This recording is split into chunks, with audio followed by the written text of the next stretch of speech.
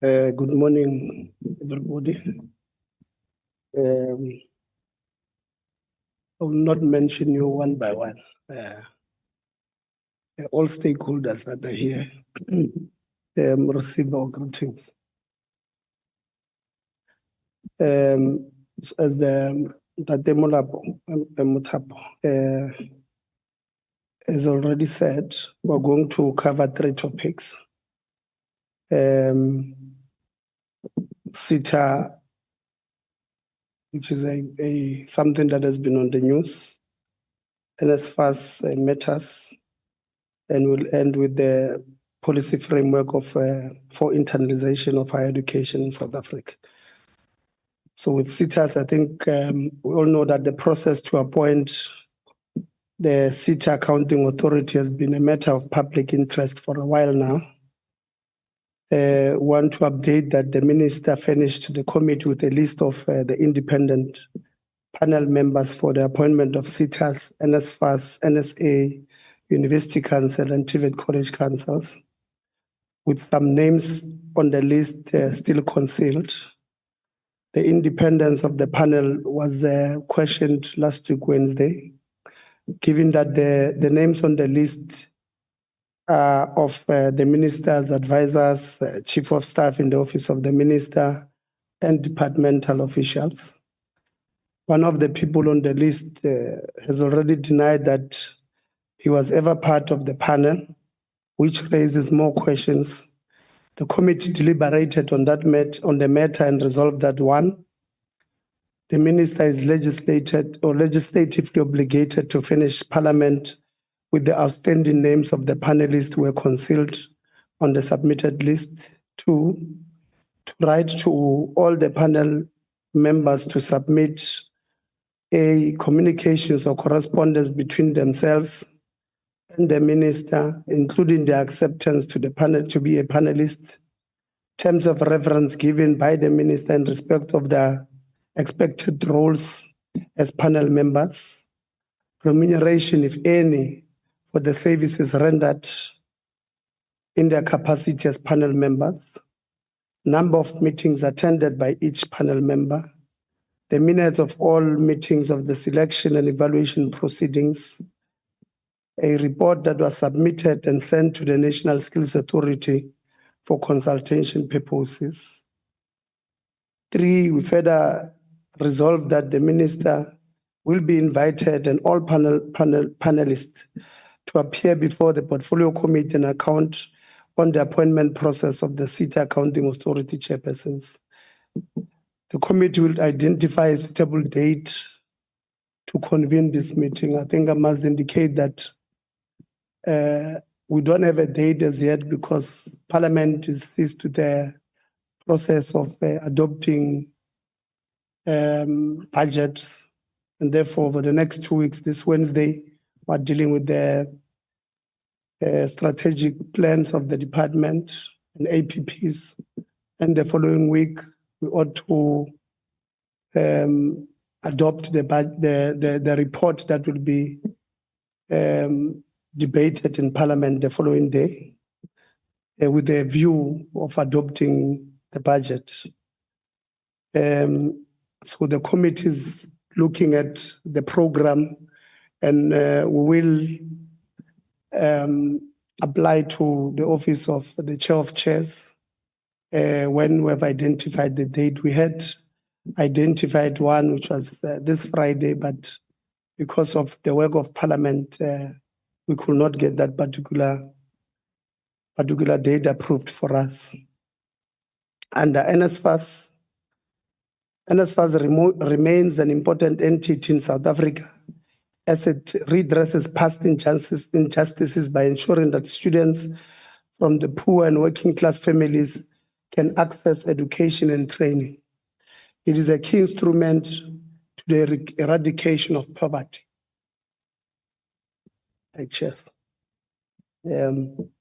the eradication of poverty, inequality, and unemployment. NSFAS has contributed more than 5 million university graduates to this country's skills pool and the skill support economic growth. Therefore, it is critical to ensure the effective and efficient management and governance of the entity to enable it to perform its functions.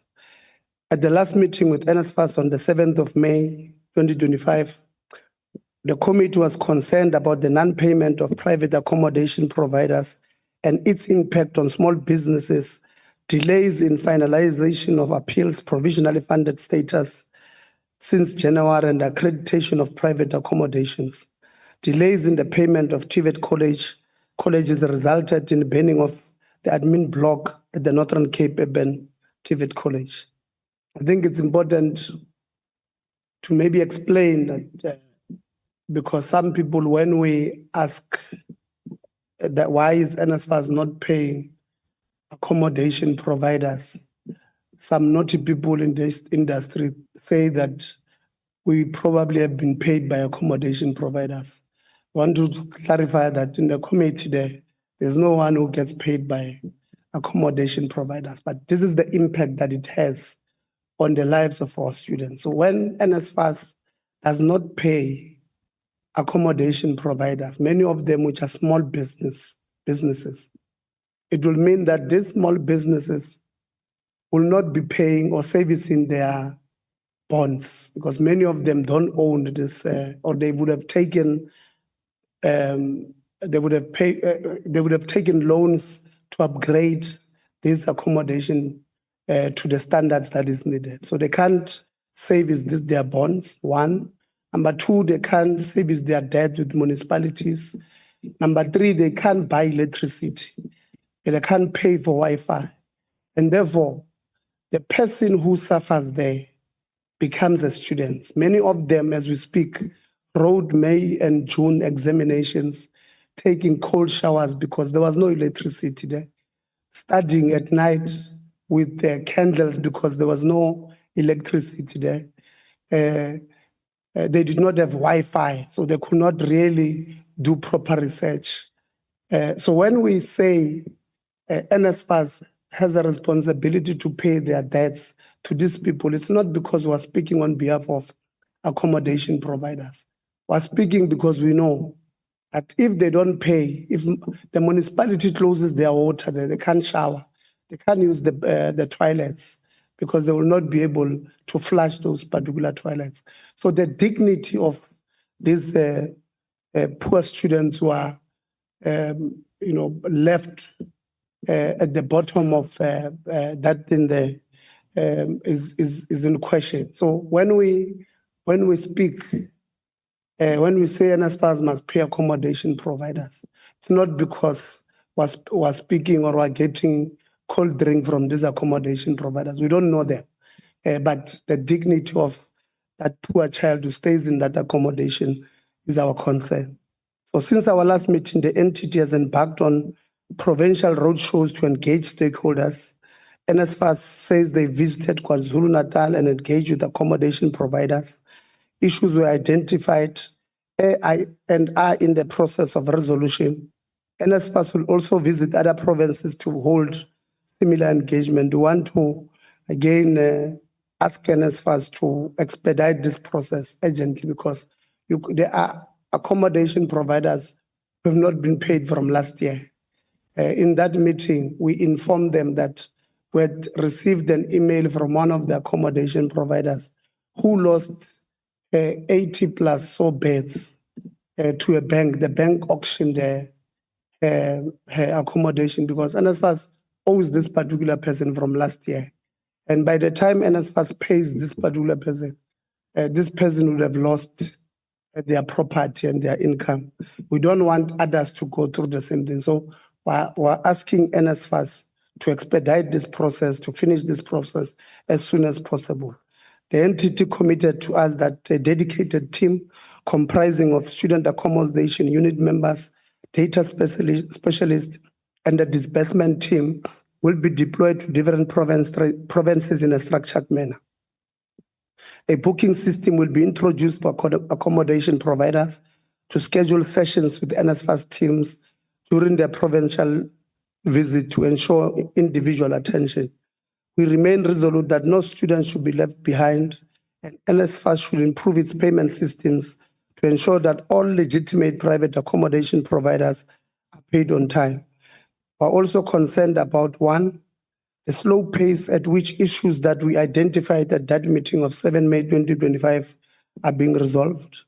Non-payment of student accommodation providers that would have meant what I've explained earlier on, that no service of bonds, municipal debts, card service provided to students such as Wi-Fi and all of that. Since the meeting of the 7th of May, we've received complaints from both students and institutions that NSFAS has gone ahead and defunded more students on some technicalities.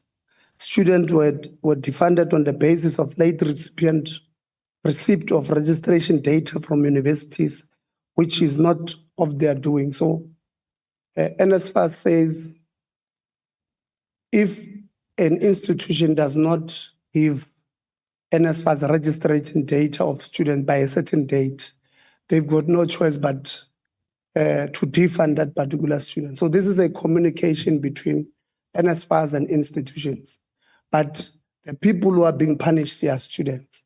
So it's not something we've told them in our meetings of the 7th of May. We'll continue to tell them. We don't think that's something that they must continue to. You can't punish a student who can't give you the registration data because you don't want to take it from students. You want it from an institution. You and institutions don't have a good communications.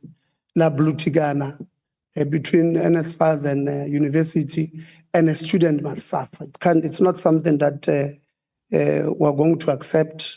We've told NSFAS that we're not going to do that because the students will incur outstanding debt because they are registered as we speak.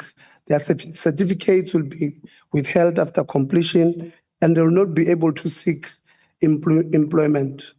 NSFAS can subject our students to poverty, unemployment, and inequality, which the government is trying to eradicate. We must say that we're extremely worried about the operations at NSFAS because of all these matters fall under that particular department. It's not the only thing. Sometimes it's June now. I can tell you that there are matters of appeals that have not been resolved in June, which doesn't make sense.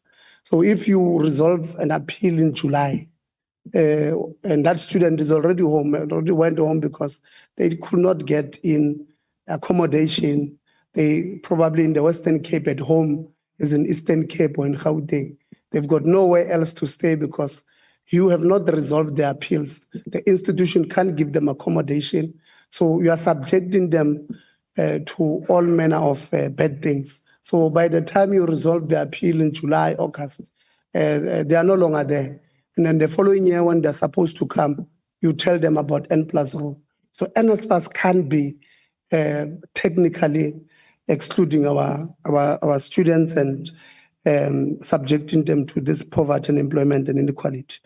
On internationalization of higher education as it pertains to attracting and retaining international challenge, I think it's important to start by saying that South Africa has legislation and policies that govern and regulate how our institution should implement internationalization activities, especially when attracting and retaining international talent.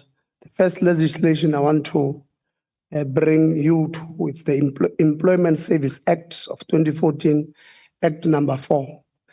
Section 8, subsection 2 of the Employment Service Act, which says that the employers must satisfy themselves that there are no other persons in the Republic with suitable skills to fill a vacancy before recruiting a foreign national. This is an act that has been signed, it's a law.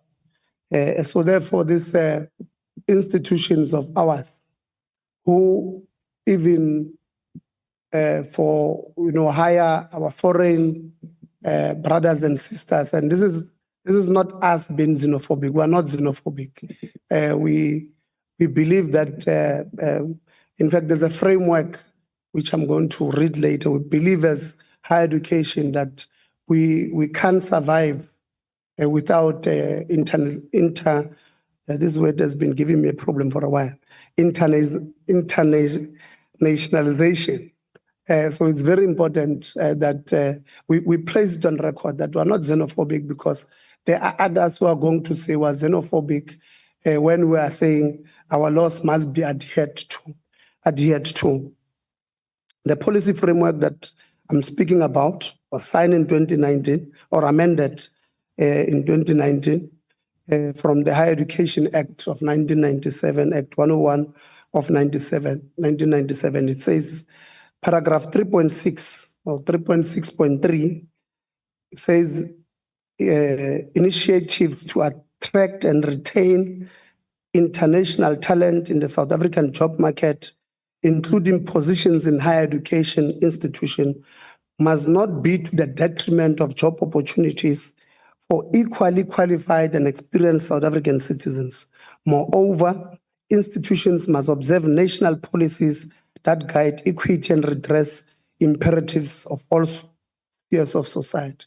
So the excuse by the Department of Higher Education that there is nothing they can do when institutions hire beyond the 10% foreign international talent. When they say they can't do anything, I think this 3.6.3 indicates or proves to them that that is just a fallacy.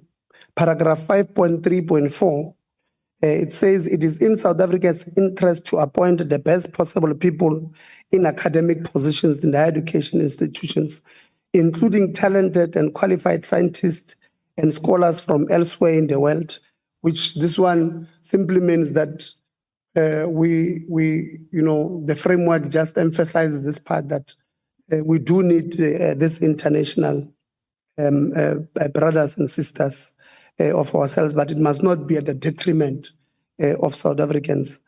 Paragraph 5.3.5 emphasizes that there can be no justification for any South African institution prioritizing and preferring foreign nationals to South Africans who qualify equally for the same post. So this institution that tells you that for a position of dean in an institution, and I'll make an example because they appeared before us with CUT, dean, where there was an equally, if not more qualified South African lady who even attended the interviews. There was not given a job. And the excuse that we got from the leadership of the institution was that it was, they prioritized an internal person. I mean, I'm sure you know, if you want to, entities and institutions out there, if you want to advertise, you probably start internally. But for the mere fact that somebody from external applied, it means you advertised externally as well. And this particular person from internal decided to apply when you seeked even external people. So the excuse that it was an internal, it can be an advantage when your advert said internal or external. So internal can be an advantage.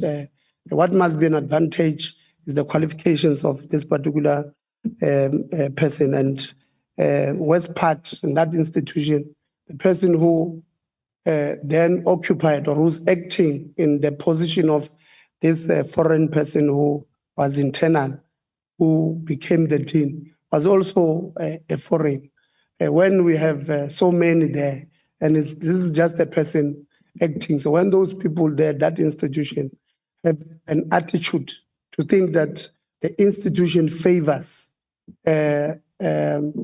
foreigners, especially that you have exceeded the threshold of 10%, you are at around 14% of foreign national, you can't then blame them. We must indicate that the Department of Higher Education and Training oversight in this area is very weak. Last week we had a meeting with them where the DDG was literally saying to us, there's nothing we can do when there's loss. And then we had to inform them that the biggest problem we have in the department is the attitude of our leadership at the department level, because the policy framework was published in 2019. The department, they informed us last week on the 18th of June that it is planning on convening a workshop with university councils on appointment of national or on foreign nationals. While the committee fully supports attracting and retaining international talent, it does not support those done outside of the national legislation and policies, and we shall continue to hold both the department, the ministry, and those institutions accountable. Thank you very much.